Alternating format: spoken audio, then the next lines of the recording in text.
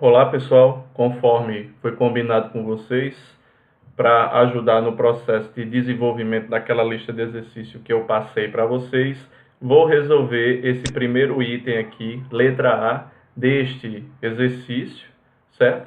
Até porque eu vou resolver só a letra A, porque os demais itens, eles vão seguir a mesma filosofia da forma que a gente responder, ou vai responder esse primeiro item A. Até porque todos esses itens vão estar baseados nesse pequeno estudo de caso que está aqui, certo?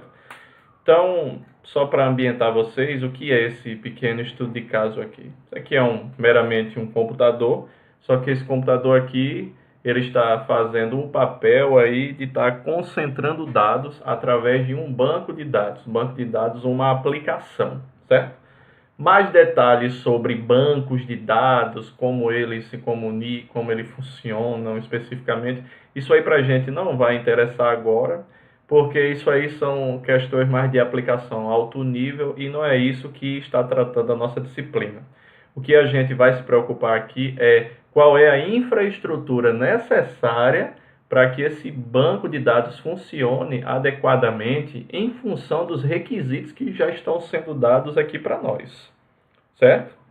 Então, basicamente, o que a gente tem que garantir nesse exercício que está sendo pedido aqui é a gente tem que configurar qual é a matriz de discos necessárias que vão ser colocadas aqui para que esse banco de dados ele funcione bem, de acordo com que os requisitos que estão sendo dados, certo? Então, vamos só ler aqui, né, o que é que a questão ela está pedindo para a gente entender melhor o que é que esse estudo de caso ele quer. Então, vamos lá. Especifica os discos, ou seja, os discos da matriz que vão estar nesse computador, a controladora, no caso é a controladora RAID, a rede e os protocolos de interconexão necessários para garantir um range de vazão aí de 95 megabytes por segundo a 400 megabytes por segundo, certo? Então vamos entender o seguinte, esse computador aqui que está prestando o serviço de armazenar dados, isso aqui vai estar interconectado em uma rede, tá? E aí, se ele vai estar conectado na rede, dados vão sair e entrar deste servidor pela rede, certo? Então vão passar por uma placa de rede, então a gente precisa especificar o protocolo dessa placa de rede, certo? Enquanto essa rede vai estar negociada, qual é o protocolo do barramento necessário para essa placa de rede, certo?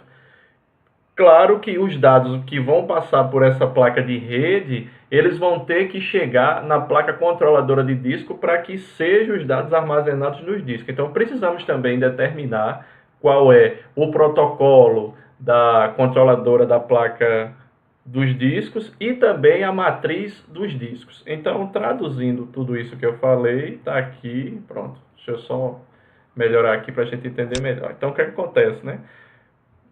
Nesse item aí, a gente vai precisar determinar qual é a placa de rede, os protocolos necessários disso, a da placa controladora dos discos e os discos necessários da matriz, ok? Porque o que é que acontece? Aquele computador, dados vão entrar e vão sair da placa de rede, certo? Por sua vez, eles vão entrar ou sair pela placa de rede, vão passar pelo barramento de comunicação do computador e aqui vão para essa outra placa de expansão aqui, que é a placa controladora RAID, e por sua vez eles vão entrar ou vão sair pelos discos. Lembrando, eu estou fazendo apenas aqui uma simplificação de como é essa comunicação. É claro que essa comunicação não vai diretamente para cá, tá? Antes dela vir para cá, ela tem que ir lá para a memória RAM, para o processador, para depois voltar. Só que como a gente não estudou isso ainda, então o nosso cenário ele ainda está um tanto limitado e vamos trabalhar aqui como se essa comunicação ela fosse diretamente aqui no barramento entre esses dois dispositivos. Mais uma vez eu estou simplificando aqui o processo, ok? Então vamos lá. Quais são os requisitos que estão sendo dados? Temos aqui um block size de 32 KB, então vamos colocar aqui, certo? Então eu vou botar aqui, ó, block size igual a 32 KB, ok? Vamos voltar para lá. E ele quer que essa vazão ela seja de 95 a 400 megabytes por segundo. Então vamos colocar aqui essa vazão de 400 megabytes por segundo e 90 megabytes por segundo. Deixa eu verificar se é isso aqui mesmo. Não, 95, né? Vou fazer aqui de novo. 400 megabytes por segundo e 95 megabytes por segundo. Então essas são as vazões que ele quer. Então só para a gente entender aqui. Essas vazões aqui de 400 a 95 megabytes por segundo, elas vão estar sendo transmitidas aqui. E por que esse range de vazão? Porque a gente sabe que as matrizes de armazenamento, elas vão ter reações diferentes, elas vão ter desempenhos diferentes em função de como os dados são gravados ou são escritos nesta matriz. Então, como está sendo colocado lá no exercício, 400 megabytes por segundo, isso aqui está sendo usado nos processos de leitura, tá? Já o de 95 é para os processos de gravação. A gente sabe que existe essa diferença, e essa diferença é em função das penalidades. Penalidades essas que vão depender do tipo de RAID que a gente está selecionando, conforme nós já estudamos. Então vamos fazer o seguinte, né? Só para a gente entender um pouco, fazer por partes. Vamos tirar esse 95 aqui, por enquanto, e vamos nos dedicar aqui a esse 400 megabytes por segundo. E vamos ver o que é que a gente vai fazer com isso, para a gente entender como a gente vai dimensionar esses dispositivos aqui. Então a gente já sabe, lá da nossa aula, que block size, ó, certo? Vezes os IOPS, a quantidade de pedidos que o disco pode atender, a multiplicação desses dois vai me dar aqui a largura de banda, certo? Só que nesse caso do exercício, eu já tenho quem? A largura de banda e eu já tenho o block size, certo? Então, vamos lá fazer a nossa equação. Sabemos que largura de banda é o quê? Block size vezes IOPS. Então, eu já tenho aqui a largura de banda. A largura de banda é quanto? 400 megabytes por segundo. Para que eu estou apanhando aqui? Opa, isso. Então, vamos lá. 400 megabytes por segundo igual ao block size. Block size é quanto? 32 KB, certo? De tamanho. E aqui eu não sei os IOPS. E eu vou precisar achar os IOPS, porque é em função dos IOPS que eu vou determinar o quantitativo de discos que eu vou ter na matriz. Consequentemente, até que tipo de disco e suas características, como a gente já discutiu. Ok? Então vamos lá.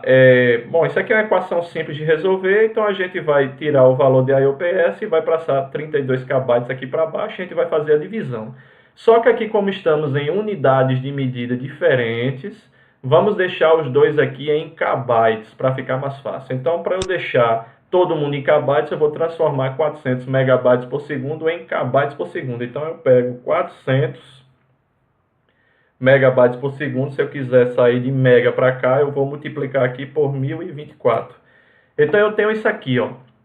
Isso aqui é este resultado em KB por segundo. Então, eu vou pegar e vou dividir isso aqui por 32 KB, tá? Dividido aqui por 32 KB.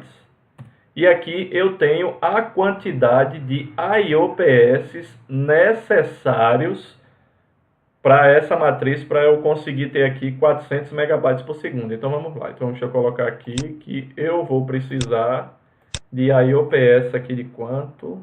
É aqui. IOPS vai ser igual a 12.800.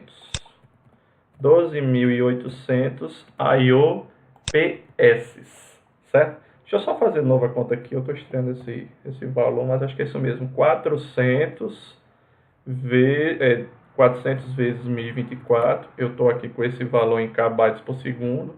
Vou dividir por 32, que está em 32K. É isso mesmo, 12.800 IOPS. Beleza. Então a pergunta é o seguinte: quantos discos na matriz eu vou precisar para ter 12.800 IOPS? Porque, preste atenção, se eu pegar e multiplicar 32 KB vezes os 12.800 IOPS, essa é a única maneira de eu garantir o quê? 400 megabytes por segundo da largura de banda dessa matriz ou de todo o sistema que está aí. Isso nas operações de leitura. Então, como é que eu vou saber quantos discos são necessários para isso? E aí eu posso utilizar aquela tabelinha que você já conhece, que é a tabelinha com os números de ouros dos desempenhos dos discos em relação aos seus IOPS. Então vamos lá. Bom, se eu quero usar HDs, por exemplo, vamos utilizar aqui o HD mais rápido, que seria um size de 15.000 RPM. Então esse HD de 15.000 RPM me dá aqui 180 IOPS, tá? Então vamos colocar aqui, se eu utilizar um disco, apenas um size de 15.000 RPM, eu tenho aqui 180 IOPS. Só que eu preciso de 12.800 IOPS. Então, para eu saber a quantidade de discos, posso fazer a seguinte conta: 12.800, que é o que eu preciso, vou dividir aqui por 180 IOPS. E aqui eu vou saber a quantidade de discos necessários, ou seja, eu vou precisar aqui de 71 HDs. Então, essa solução aí, para esse tamanho de block size, que é muito pequeno, ela está inviável. Por quê? Como é que eu vou investir 71 discos size? Como você já sabe, são discos muito caros. E aí a gente não tem como resolver esse problema utilizando discos, tá? Para esse cenário que foi colocado, porque esse block size está muito pequeno. Se o block size fosse maior, então eu precisaria de menos IOPS para conseguir ter essa taxa. Então eu não vou conseguir resolver isso com HDs comprando 71 discos. Então eu posso resolver isso aqui utilizando discos o que? SSDs, tá? Bom, aqui a gente tem uma variação grande que depende dos fabricantes, que está aqui de 30.000 IOPS até 90.000 IOPS, mas aqui eu vou utilizar o pior caso sempre, tá? Então vamos sempre pensar no pior caso. Então eu estou pegando esse número de ouro aqui de 30.000 IOPS. Então veja, um disco só SSD de 30.000 IOPS já supera os meus 12.800. Então isso implica em que se eu utilizar aqui um SSD com 30.000 IOPS, já é o suficiente para dar o quê? Quer dizer, eu já supero os meus 12.800 IOPS que eu estou requisitando dessa matriz, tá? Só que vamos lá, poxa, vamos utilizar só um SSD? Só um resolve? Bom, se for pensar nos IOPS, sim, só um resolve. Só que no nosso questionamento, isso aqui é um banco de dados, então vamos pensar pelo menos, né, pessoal, numa questão de tolerância à falha, não é isso? Então, quando a gente vai começar a pensar em tolerância à falha, a gente já vai ter que pensar aqui na matriz RAID que nós vamos usar, tá?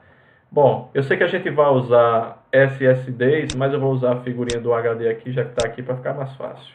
Então, por exemplo, aí eu vou começar já a investir na matriz.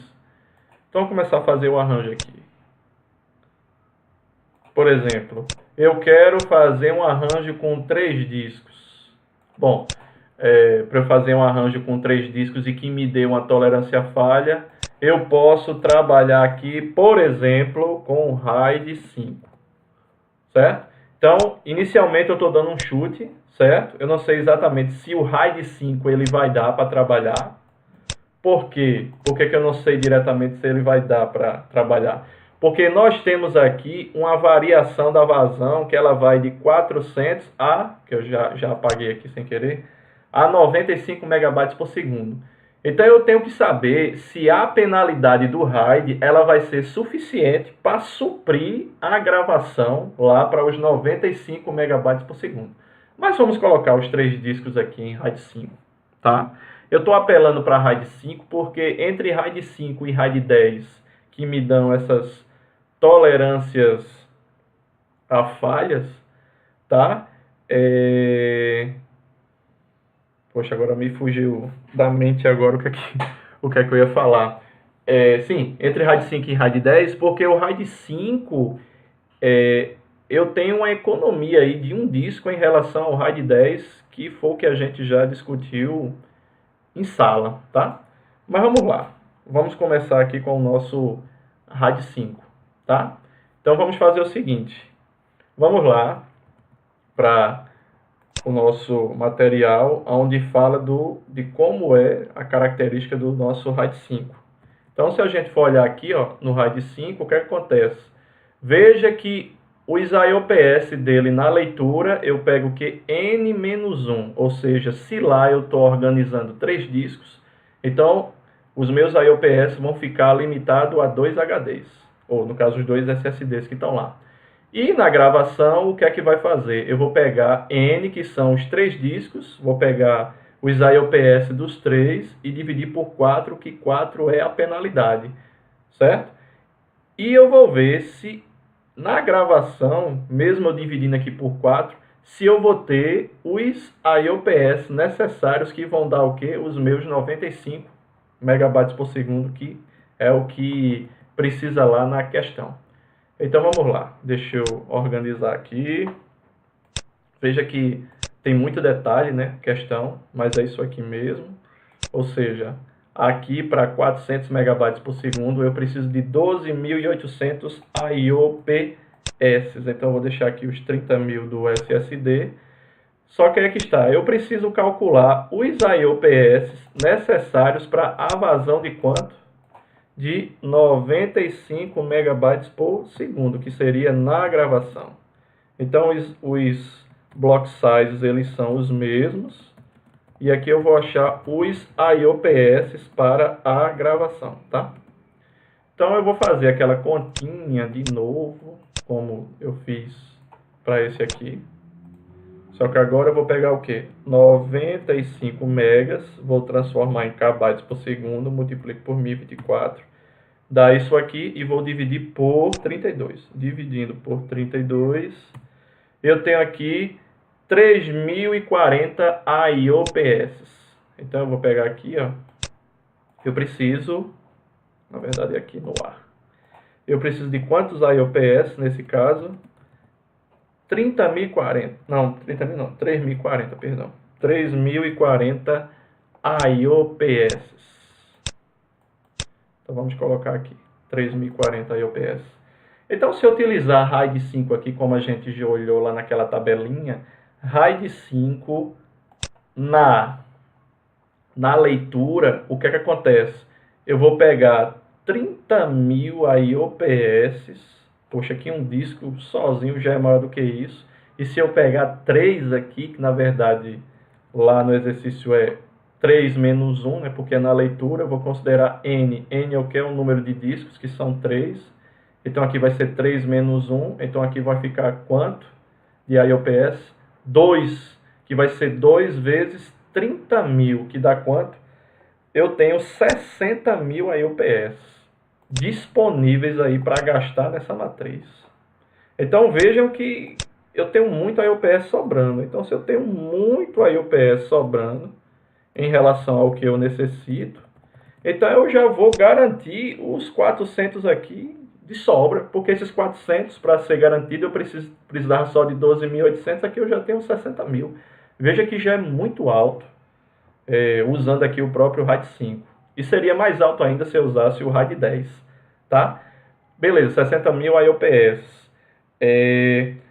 E se eu for para a gravação, o que é que acontece? Na gravação eu vou pegar N, que são todos os discos, e dividir por 4. Então, se são todos os discos, são 3, tá? Então, eu vou pegar aqui, ó, 3 vezes 3, que vai dar aqui 90.000 IOPS. Então, ó, eu tenho aqui 90.000, 90.000, né, IOPS. Só que eu vou pegar 90.000 IOPS e dividir por quanto? Por 4. Então, vamos chegar aqui, ó, 90.000 IOPS, vou dividir por 4. Então, eu tenho quanto? Essa matriz vai me dar quanto na gravação? 22.500. Então, na gravação, essa matriz vai me dar quanto? 22.500 IOPS. que é bem maior do que os 3040 IOPS necessários para 95 megabytes por segundo. Então veja que isso que eu mostrei para vocês é uma possível resposta para esse exercício, só que aqui eu gastei com 3 discos em RAID 5. Você poderia também resolver isso aí com RAID 10, só que aí você iria gastar mais, ou seja, 4 discos no mínimo para tentar resolver, ou seja, o custo-benefício ia ser pior. Mas a questão é o seguinte, poxa, resolvi com o RAID 5, mas será que existe outro RAID que seria mais econômico com isso? Será que o RAID 1 seria necessário, já que esses SSDs têm muito IOPS? Então, ó, vamos dar uma olhada aqui no RAID 1, tá? Só para a gente ver a nossa tabela. Então, veja aqui no RAID 1, certo? Temos aqui, ó, que vamos olhar os IOPS, tá? Veja que os IOPS eu tenho aqui N, que é a quantidade de discos. Então, no RAID 1, eu posso utilizar aqui no mínimo 2 discos, certo? Sabemos que cada disco é 30.000 IOPS. Então, aqui N, eu teria quanto? 60.000, que foi o mesmo quantitativo que eu teria lá no RAID 5. Beleza. E a única diferença aqui no RAID 1 é porque na gravação eu não ganho IOPS. Porque na gravação, o que é que acontece aqui? Eu só tenho apenas os IOPS de apenas um disco, ok? Só que o desempenho de um disco, como a gente já sabe, ele é quanto? 30.000 IOPS, que já é superior aos próprios 12.800 IOPS necessários para dar aqui os 400. Quem dirá os 95, que é 3.040. Então, o que eu quero dizer para vocês é que a melhor resposta para este caso aí seria eu utilizar o próprio RAID 1, certo? Um RAID 1 com apenas 2 discos, então eu economizo mais ainda, até porque no RAID 1 eu vou ter aqui a tolerância à falha de um disco, como a gente já discutiu. Então, mais uma vez, como forma mais econômica de resolver aí esse item, seria eu utilizar o RAID 1, tá ok? Bom, pessoal, para o vídeo não ficar tão longo, mas eu acho que o mais crítico dessa questão foi esse pensamento aí de como associar nesses dispositivos e como utilizar essas terminologias aqui técnicas para associar tudo isso no fluxo dos dados que estão aqui. Acho que esse aqui é o mais crítico. E a partir do ponto que a gente determinou que o RAID 1 é o que é mais em conta, né? É o que é o melhor custo-benefício, aí vocês precisam determinar aqui qual é o protocolo necessário, o barramento para suportar aqui, ó, por exemplo, a pior vazão, né, que seria os 400 megabytes por segundo, ou seja, que protocolo vai aqui? Você vai utilizar a placa gigabit agregada, ou você vai usar 10 gigabit, pronto. É isso aí, vocês sintam-se à vontade, tá? Do mesmo jeito aqui a placa controladora, né? Placa controladora aqui, qual é o protocolo dos discos que vão ser usados aqui do SSD? SATA 3 dá suficiente, né? Com SATA 3 é 600 megabytes por segundo, então ele vai deixar passar aqui os 400, certo? E aqui você vai ter que dizer qual seria o link de comunicação, o barramento necessário para ser colocado aqui. Isso vai ser em cima da PCI Express, e aí vocês vão ter que olhar nessa tabelinha, como já discutimos, e ver qual é a especificação da PCI Express e as lanes necessárias para suportar a vazão que foi calculada, tá? Eu não vou entrar mais nesse detalhe, porque senão o vídeo vai ficar muito longo, mas como eu já falei, o cerne principal dessa questão foi justamente esse raciocínio aí. E os outros itens do exercício, eles vão seguir basicamente isso. Veja que aqui ele já mudou a vazão e aqui ele faz uma outra indagação, né? Por exemplo, porque aqui a gente só está preocupado com a vazão e a gente já colocou um SSD e já resolveu, porque temos muitos IOPS. Mas se a gente for pensar num banco de dados em que eu preciso também me preocupar com o armazenamento, então já pensou aqui um banco de dados com terabyte de dados, então, poxa, eu investi terabytes de dados em SSD, já começa a ficar caro. Então, essa questão aqui, ela vai intrigar vocês no sentido de como você vai resolver esse problema aí Se eu preciso de muito armazenamento, que isso é mais fácil obter com os discos, e eu preciso também de rapidez, que no caso eu consigo resolver aí com os SSDs. Então, e aí, como vocês vão equacionar isso aí para que fique o melhor custo-benefício em todo esse sistema, ok? Então, pessoal, vou ficando por aqui e qualquer dúvida a gente se encontra aí nas nossas redes sociais aí de comunicação. Então, um abraço a todos e até a próxima.